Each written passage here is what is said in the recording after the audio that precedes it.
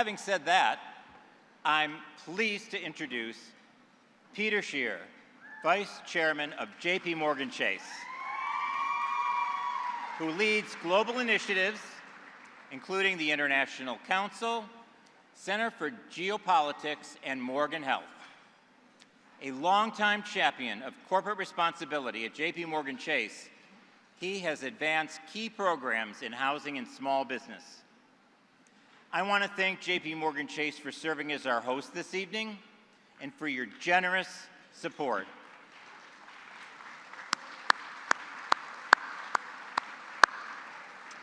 You guys have been there for us from day one, and you have had our back every day along the way, and we have never been asked to do anything except do the right thing. And I deeply appreciate that, and I appreciate Peter Scheer. Thank you so much for being here.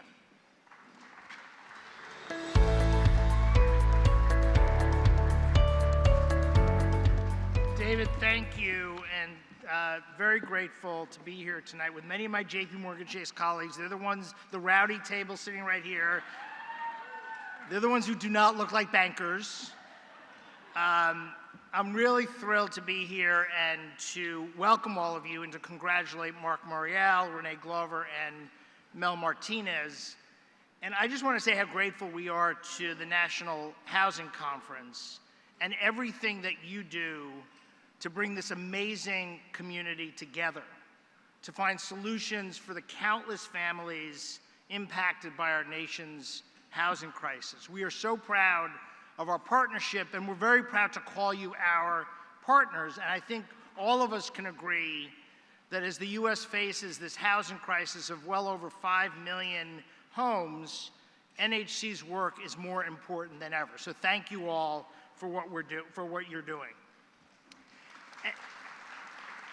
As we celebrate tonight's honorees, I have enormous respect for Mark and Renee, and you couldn't find two people more deserving of this recognition. We've partnered with the National Urban League now for more than 15 years, as long as I've been at JP Morgan Chase, and we've really had the privilege of seeing this organization flourish under Mark's leadership, and we're grateful for the relationship. And Mark, to you and Michelle and your family, congratulations. It is really great to be with you tonight.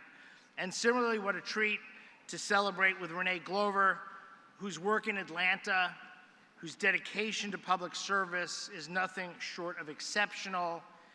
It is her strong vision and her ability to share that vision with others that has improved countless lives. So Renee, congratulations to you. I'm really here tonight, not that I don't love coming to dinners on a school night when the third game of the NBA playoffs is on.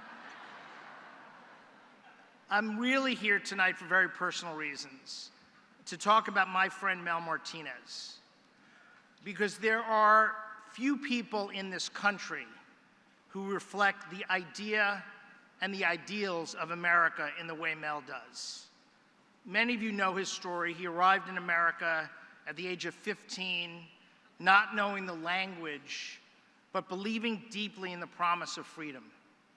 That belief and his incredible perseverance carried him to serve as mayor, as Secretary of Housing and Urban Development, chairman of the Republican National Committee, U.S. Senator, although I have to say he finally hit his stride when he joined JP Morgan Chase.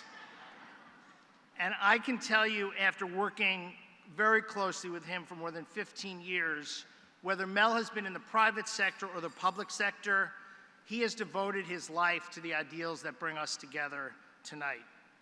For Mel, it has always been about people, about families, and about dignity, and the absolutely central role that housing plays in our lives. He has been a champion because he knows that the strength of our entire nation rests on the strength of our families and communities. You know, it's hard to not think about, as we gather tonight, a lot of the turmoil and division that's facing the country. And I'm reminded of the words that Martin Luther King spoke more than 50 years ago, just a few blocks from here, when he talked about the fierce urgency of now. And I think about that when I think about Mel. When I think about the urgent challenges that our country faces and our communities face, these moments are when America needs more of what Mel Martinez embodies: the courage to lead, the compassion to listen, and the conviction to do what's right, even when it's hard. Now, for those of you who don't know us, at least don't know me, I want to add something personally. Mel and I could not be more different. Here's a guy who left his homeland and his parents when he was 15 to start a new life in a country he didn't know and a language he didn't speak. I grew up in a pretty comfortable middle-class community in New York. He's a Republican, I'm a Democrat. He's a devout Catholic, while Judaism is fundamental to who I am. I was going to add that Mel is tall and I'm vertically challenged, but I think you guys get the point. We're different. But we share a belief in a God who wants a just and peaceful world. The belief that each of our religions teach us that we have a responsibility to help bridge the divisions among us. As the new Pope Leo recently reminded us, compassion actually does not recognize religious boundaries, but is a matter of humanity. In Judaism, one of our most fundamental teachings is called Tikkun Olam. The literal translation of this is repairing the world. It's a moral imperative, a sacred responsibility that we're taught that as Jews, we must do our part to stop suffering where we see it and to create a world where everyone can live a life of dignity. There's no one I know who embodies this belief more than Mel Martinez. Mel, I'm here tonight to say thank you for everything you've done and continue to do to inspire us and to make this country a place of opportunity. I thank you for always showing us what's possible. Here's to you, Mel Martinez. Thank you.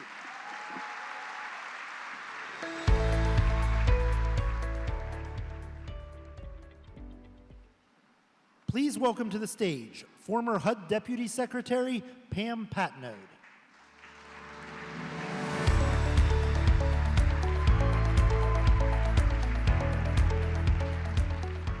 Good evening. It's my pleasure to present this year's Carl A.S.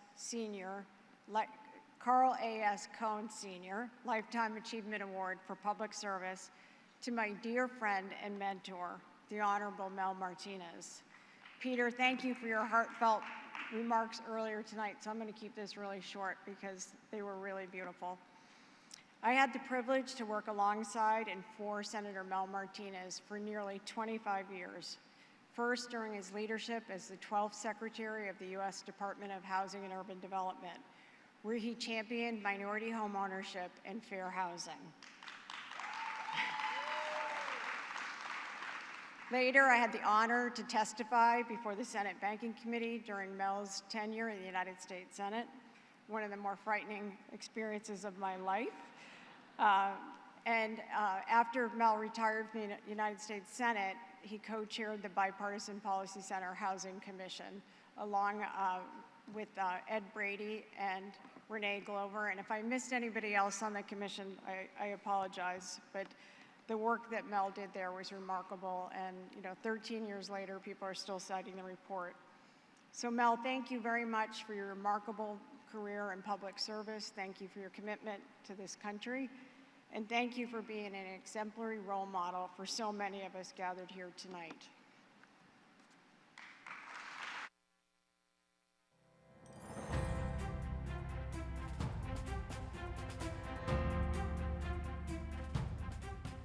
So I was an immigrant from Cuba. I came to the United States as a 15-year-old child, as an unaccompanied minor.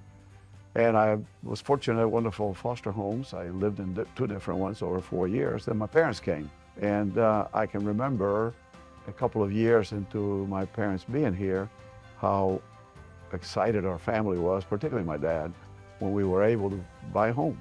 I just remember my dad saying at the time, we really now have our roots in this country, and it was all because of home ownership. I have known Mel for the better part of 30 years. My background is that I am a graduate of Edgewater High School. Mel's a graduate of Bishop Moore High School, which is across the street from Edgewater or close by. He really started with virtually nothing, didn't speak the language.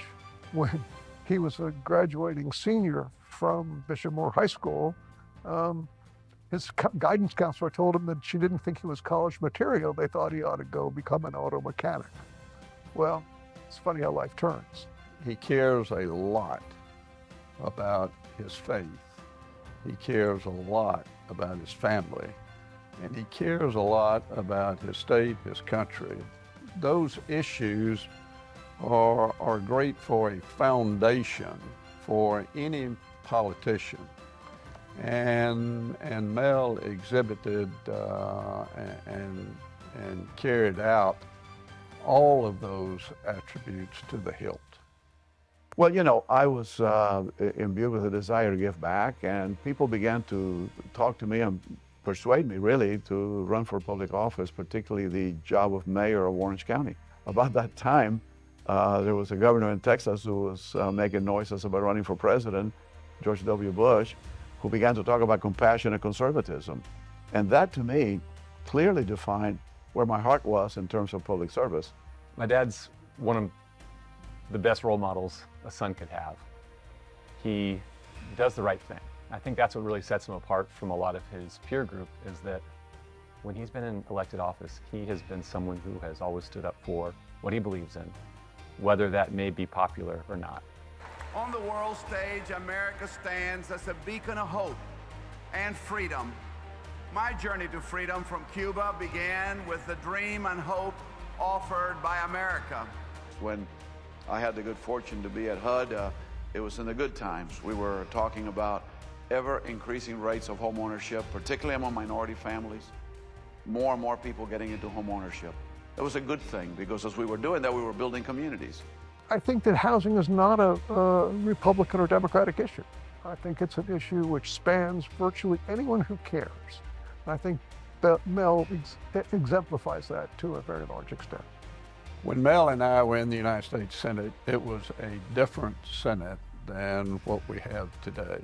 Mel knew that when he came to the Senate, and he's one of those individuals when he walked in the chamber for the first time, he could speak to anybody. He never met a stranger.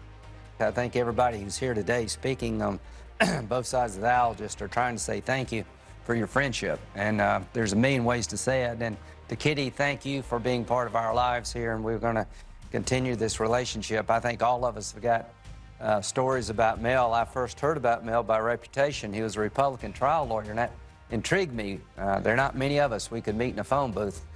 You know, I think you have to go into governance caring about people. You have to go into it thinking that you are a servant, that you're there not just to preen in front of the cameras, but you're there to get things done. And as such, I would just encourage young leaders to look at the seriousness of the responsibilities they've been given and the great opportunity they have to make a difference in people's lives. Mel, I'm really proud of you. Your journey in life has been both admirable, successful, and really impactful. And I think that's all you can ask from another person. Mel Martinez is my dear friend, and I could not be more pleased that he's receiving this recognition tonight. Congratulations, my dear friend. I love you.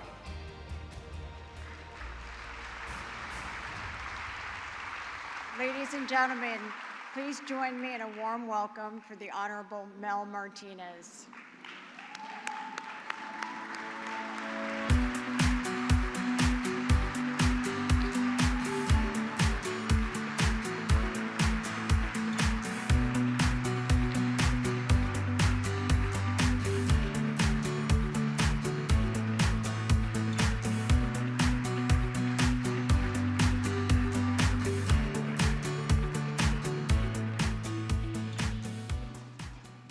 Well, good evening to all of you. My goodness, what a wonderful evening, and I am so grateful to all who've come tonight, and particularly I want to thank Pam Patno, my dear friend, for that wonderful introduction and her kind remarks, a lot of kind remarks. Pam and Chuck have been great friends since I first went to HUD as secretary. I also want to thank David and the National Housing Conference and all who've had a part in awarding me this undeserved recognition. It is humbling and an honor to share this evening to be recognized with two people that I consider giants in the field of housing and urban affairs, Mark Morial and Renee Lewis Glover. Mark was mayor of New Orleans when I was HUD secretary. We got to work together while in those days, and Renee was running the housing authority in Atlanta. And boy, those were good days. We got a lot done and we worked together very well, irregardless of what party we might have belonged to.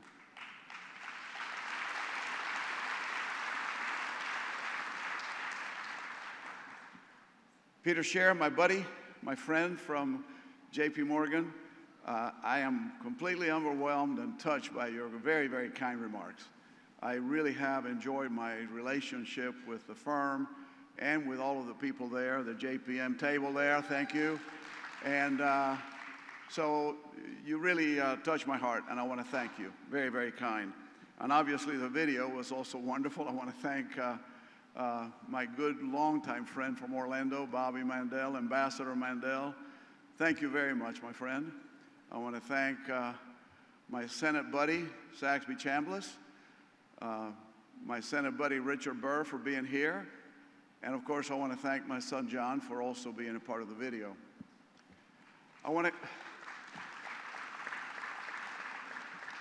would be remiss if I didn't mention a person that wasn't in the video, but my wife, Kitty. Without her and her support,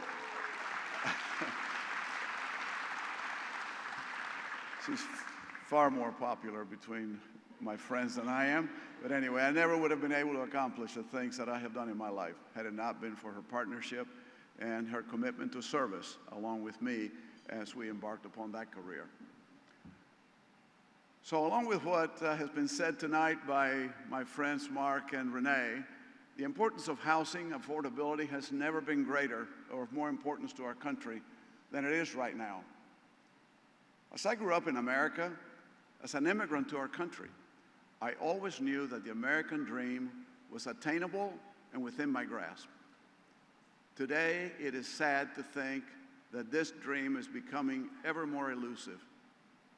That is why the work of the Housing Conference and what you people do and are committed to doing for housing is so important. The American dream is inexorably tied to the ownership of a home, the single greatest financial investment that a family can make to secure a financial future. So keep up the good work that all of you are doing. It is important now more than ever. So thank you.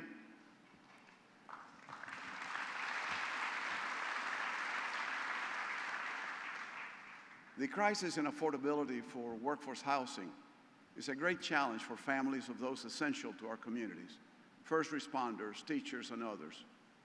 The most effective tool to deal with affordable housing, rental housing, is the low-income housing tax credit. If it were to be expanded, yes, that's worthy of an applause. But it really should be expanded. Nothing is more essential to providing a safe and affordable home than that vehicle that has been so well used over so many years. You know, it is heartbreaking to me to know of children going to school while also living in a car or in a temporary shelter. We as a country can do better than that. We truly can. A safe and secure home is central to the well-being of a family. I mentioned in my video the difference that it made when we finally bought a home in America, and my father was just so proud about the fact that we now were homeowners, and we really had a stake in this country. We really belong because we own a home. And by the way, I should also mention, because I saw some of those early childhood pictures, my dad was a veterinarian, so I had a pet goat. There's so many issues in the housing world. All are important, and among them is housing finance. Talk of restructuring or of privatizing the GSEs deserves study, but they're so vital to housing finance and they're so vital to the dream of homeownership that it really merits very careful analysis before acting.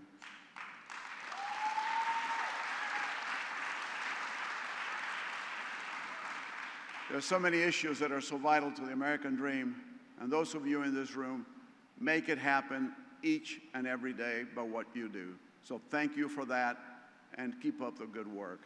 Let me just say in closing, this has been a wonderful evening. I thank all of you for this great honor. I am really, really touched to be recognized with two people that I so admired. And so at this late night, let me just say thank you for coming, thank you for honoring me, and God bless our country. Thank you.